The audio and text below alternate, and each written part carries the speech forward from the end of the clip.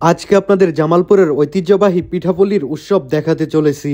এর জন্য আমরা দুপুরবেলায় বেরিয়ে পড়ি উৎসবে যাওয়ার জন্য। এছাড়াও হচ্ছে যে সেখানে ছোটখাটো একটি কনসার্টের আয়োজন করা হয়েছে। তো সবাই একসাথেই আমরা পিঠাপুলি উৎসবের দিকে যাচ্ছি।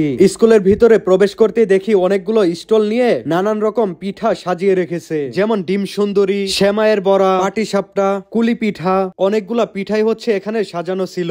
এখানে থাকা কিছু পিঠা তো আমি এই প্রথম দেখলাম। তো আপনি কতগুলো পিঠার নাম জানেন অবশ্যই কমেন্টে জানাতে ভুলবেন না। তো এরপর আমরা হচ্ছে যে কিছুক্ষণ এখানে অপেক্ষা করি। তারপর এখানে ছোট বাচ্চা থেকে শুরু করে সবাই পারফর্ম করে।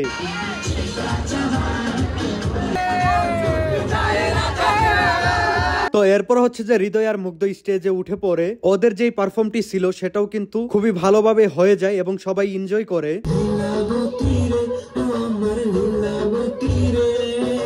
তো এরপর আমরা সরাসরি চলে আসি হচ্ছে যে পিঠার স্টলে, এবং আমাদেরকে সকল পিঠাই হচ্ছে যে 2-3টি করে দেওয়া হয় ট্রাই করার জন্য।